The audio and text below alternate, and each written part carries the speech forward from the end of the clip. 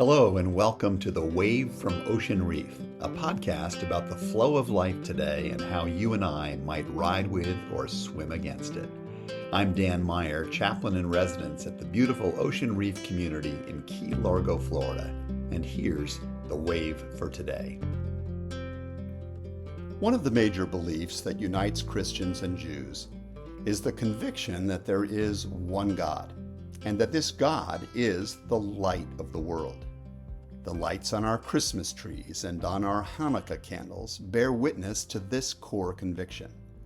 The stories behind both great holidays proclaim the belief that there is one great God who supplies the illumination human beings need to navigate this often shadowy and benighted world. We forget sometimes, I think, how radical and life-changing this idea truly is. This is why I'm ever grateful for the insight of the brilliant Joy Davidman on this subject.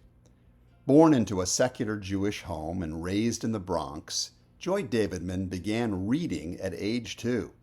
By age 8, she had digested H.G. Wells' The Outline of History.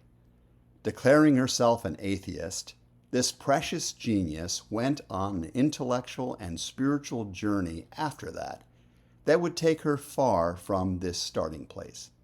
You may know her by her married name, Mrs. C.S. Lewis. Davidman contends that we have a hard time imagining just how different the world was before the Judeo-Christian mindset changed it, and how it left us with so much that we take for granted today. In her magnificent treatise on the Ten Commandments entitled Smoke on the Mountain, Joy describes, however, the mindset that dominated the world at the time that Moses and the children of Israel arrived at the foot of Mount Sinai. I quote her, "Everyone knew that the universe was a wild and chaotic thing. It was a jungle of warring powers, wind against water, sun against moon, male against female, life against death. There was a god of the spring planting and another god of the harvest. There was a spirit who put fish into fishermen's nets and a being who specialized in the care of women in childbirth.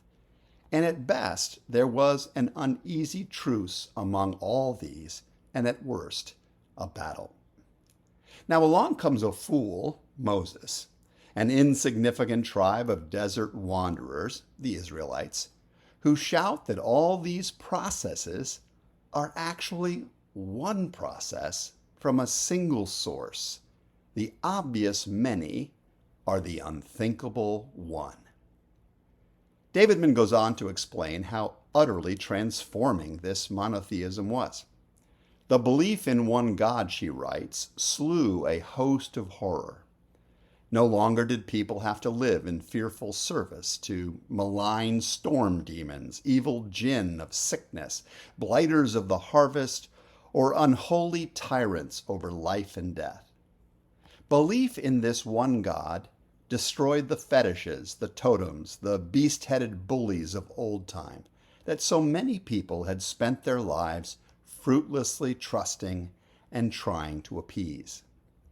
Belief in the one God who revealed himself to and through Moses laid the axe to sacred trees, she writes, watered by the blood of virgins. It smashed the child-eating furnaces of Moloch. It toppled the gem-encrusted statues of the peevish divinities half-heartedly served by Greek and Rome. Joy Davidman points out that people in ancient times lived in something like what we might call today the Marvel Universe, but with way more villains than Avengers. The old gods, she says, fought among themselves. They loved and hated without reason. They demanded unspeakable bribes and meaningless flatteries. And this is the most important insight that Davidman underlines. While they were worshipped, a moral law was impossible. For what pleased one deity would offend another. It strikes me that this is the problem of our time too. Like Israel at Mount Sinai, we need to look up higher than we often do. We need to recognize a God greater than the God of any one tribe or theme.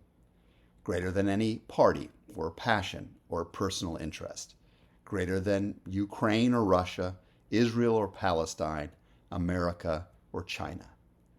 We need to lift our vision toward the God so much greater than all the petty idols yammering for our allegiance these days, twisting our character and dividing us up. Only then can we give ourselves to a moral law and a spiritual grace that might still unite us. Our ancient forebears were subject to this same distraction and destruction. There's nothing, after all, that's new under the sun.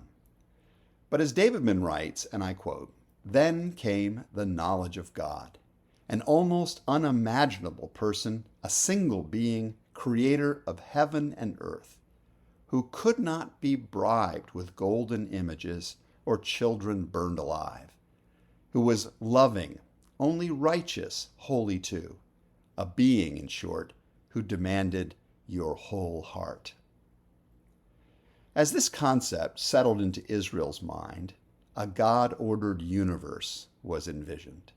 A God-guided way of living was laid out. Today, we call the beginning of that moral pathway the Ten Commandments.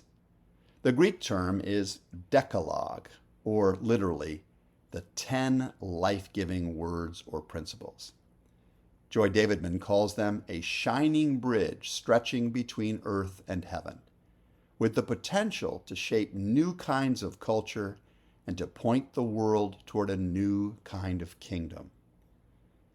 As we light our Hanukkah and Advent candles this year, this is the good news we celebrate together. There is a light that shines in the darkness.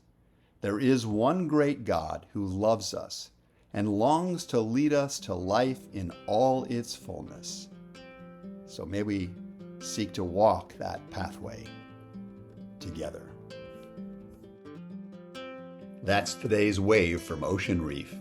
If you know of others who might appreciate this sort of content, I hope you'll pass it along or encourage them to find me on Spotify, Apple, or other podcast outlets. Until next time, I'm Dan Meyer, hoping that the flow of life is good for you.